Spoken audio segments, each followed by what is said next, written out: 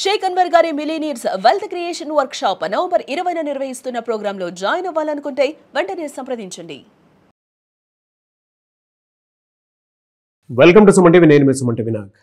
చాలా మంది loan apps నుంచి కానీ లేదంటే బయట నుంచి కానీ క్రెడిట్ కార్డుల నుంచి కానీ అప్పు తీసుకున్న తర్వాత ఈ రికవరీ ఏజెంట్స్ దగ్గర నుంచి వచ్చేటువంటి ప్రెషర్ తట్టుకోలేక సూసైడ్ అటెంప్ట్ చేసేటువంటి వాళ్ళు ఉంటారు.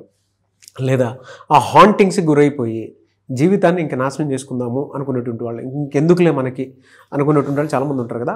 ఈ వాళ్ళు ఎవరైతే ఉన్నారో ఈ వీడియో మొత్తం పూర్తిగా చూడండి. ఎందుకు అని అంటే ఒకవేళ సూసైడ్ చేసుకుంటే నష్టపరిహారం కింద మీకు ఏమైనా వస్తుందా, ఏం ఉండేటువంటి అవకాశాలు ఉన్నాయి, చట్టాలు అసలు అటువంటి వాటికి ఏం చెప్తున్నాయి అనేది ఈరోజు మనతో పాటు ప్రముఖ అడ్వకేట్ శశికాంత్ గారు ఉన్నారు. అది వారి మాటలు తెలుసుకుందాం.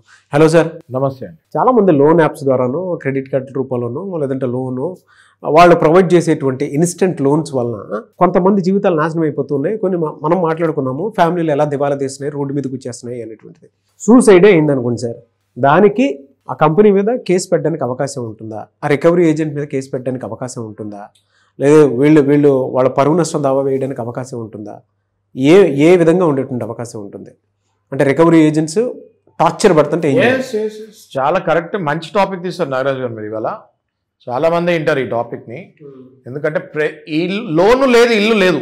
బేసిక్గా ప్రతి ఇంట్లో ఏదో ఒక లోన్ ఉంటుంది. ఒక టీవీకో, ఒక ఫ్రిడ్జ్కో, కార్కో, బైక్కో, పర్సనల్ లోనో, క్రెడిట్ కార్డో, ఎడ్యుకేషన్ లోనో, హోమ్ లోనో ఏదో ఒక లోన్ లేకుండా ఇల్లు లేదు. Yes or no? ఎస్. ప్రతి లోను ఒకవేళ ఆర్థిక మాంద్యం వస్తే, రిసెషన్ వస్తే, చిన్న చిన్న లోన్ దగ్గర నుంచి పెద్ద లోన్, హోమ్ లోన్ వరకు ఈఎంఐలు చూసుకుంటే 10,000 నుంచి 1,00,000, 2 లక్షల వరకు ఈఎంఐలు ఉంటాయి. అప్పుడప్పుడు కట్టే పరిస్థితి ఉండదు బికాజ్ ఆఫ్ రిసెషన్.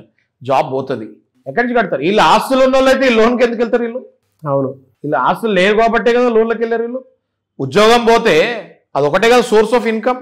అవును, అది పోయినప్పుడు లోన్ ఎలా కడతారు? వీళ్ళు కట్టలేరు. కట్టలేనప్పుడు స్టార్ట్ అవుతుంది ఈ సూసైడ్ చేసుకునే టార్చర్. లిటరల్గా మీరు చెప్పింది చాలా కరెక్ట్.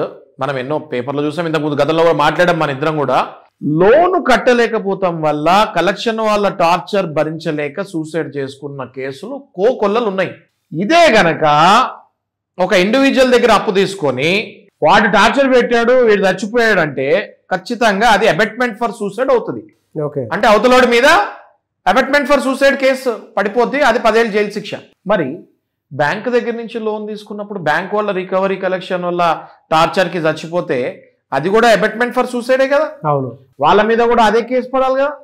అయితే ఇక్కడ చాలా మంది అడగచ్చు, సార్ ఇక్కడ అంటే ఇండివిజువల్ ఒక మనిషి పేరు తెలుస్తుంది, అది సిస్టమ్ కదా, అక్కడ ఎవరి మీద వేయాలి సార్ కేసు అని రోజుకొకడు వస్తూ ఉంటాడు కలెక్షన్ వాడు, ఫోన్లో గంటకు ఒకడు ఫోన్ చేస్తూ ఉంటాడు కలెక్షన్ వాడు. అంటే నేను చాలా క్లియర్గా ఒకటే చెప్తున్నా మీకు, డైరెక్ట్గా ఆ బ్యాంక్ ఓనర్ పైనే అబెట్మెంట్ ఫర్ సూసైడ్ కేసు వేయాలి. ఆ బ్యాంక్ ఓనర్ పేరే, ఆ బ్యాంక్ చైర్మన్ మీదనే అబెట్మెంట్ ఫర్ సూసైడ్ కేసు వేయాలి. ఎందుకంటే ఎవడైతే మీకు డైలీ ఫోన్ చేస్తున్నాడో, ఎవడైతే మీ ఇంటికి వచ్చి నుంచుంటున్నాడో వాడు ఎందుకు వస్తున్నాడు? వాడికి మీకు అసలు ముఖపరిచయం ఉందా? మీకు లోన్ ఇచ్చింది ఎవరు?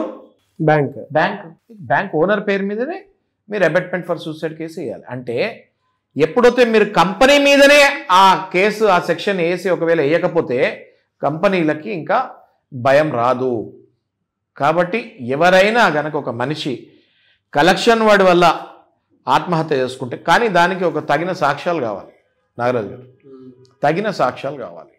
ఎవడైతే మీ ఇంటి ముందుకు వస్తాడో, మాట్లాడతాడో, ఎవడైతే ఫోన్లో ఎవ్రీథింగ్ ప్రూఫ్ సూసైడ్ చేసుకున్నట్టు ప్రేరేపిస్తున్నాడో, అవన్నీ కూడా ఈ సూసైడ్ చేసుకున్న వ్యక్తి చనిపోయిన తర్వాత వాళ్ళ ఇంట్లో వాళ్ళు ఆ కారణాలు చూపించాలి.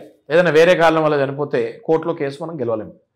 ఒక కేసు కనుక మనం కరెక్ట్గా వాదిస్తే ఈ కేసు ఒక జడ్జిమెంట్ అయిపోతుంది మొత్తం మన దేశంలో. ఎందుకు మీకు అంతెందుకు, ఇట్లా ఆత్మహత్య చేసుకున్న కేసులలో కంపన్సేషన్ వచ్చినవి చాలా ఉన్నాయి, కానీ అబెట్మెంట్ ఫర్ సూసైడ్ వెళ్ళినవి లేవు.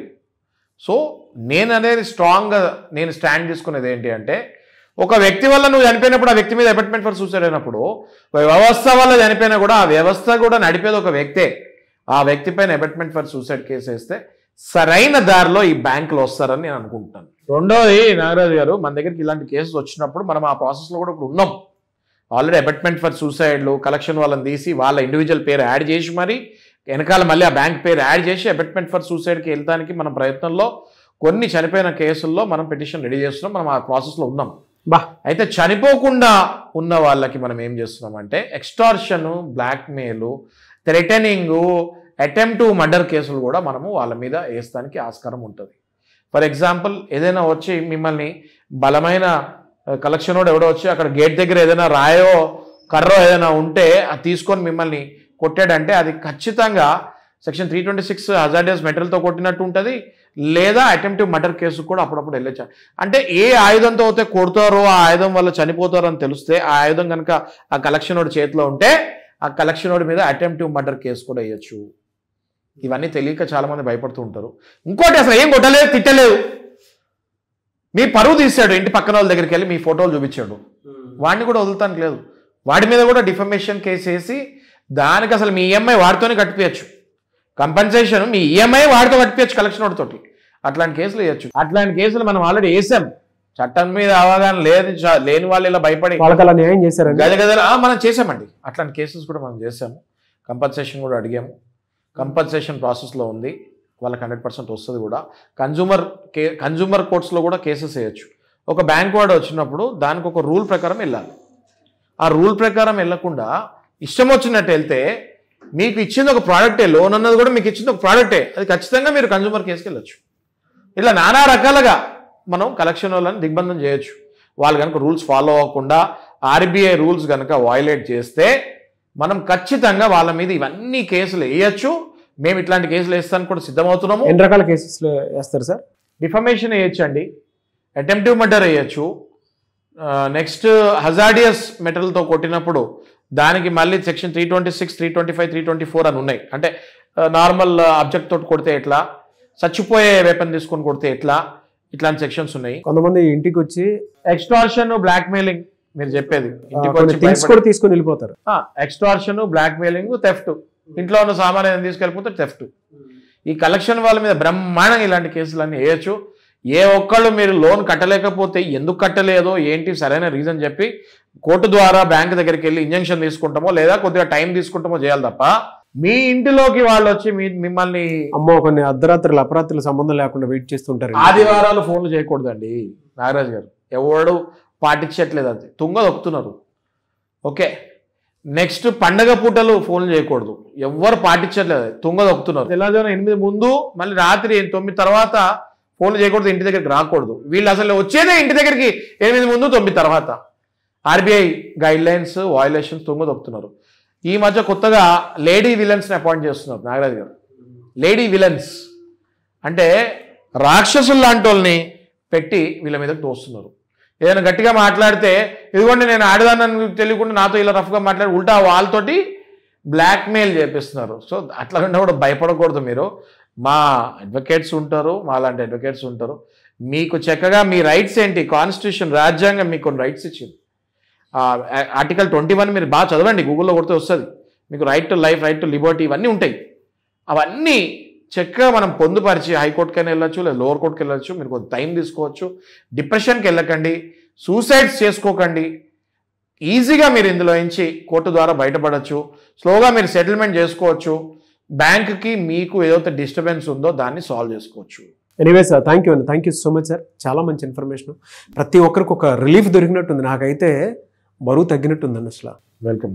నిజంగా మనిషి ప్రాణం పోకుండా కాపాడడానికి వచ్చినటువంటి అంటే అడ్వకేట్ రూపంలో వచ్చినటువంటి దేవుళ్ళనే కనిపించారు. థ్యాంక్ యూ సో మచ్ అండి. Thank you. సుమన్ టీవీలో మీ పర్సనల్ అండ్ బిజినెస్ ప్రమోషన్స్ కోసం కింది నెంబర్కి కాంటాక్ట్ చేయండి.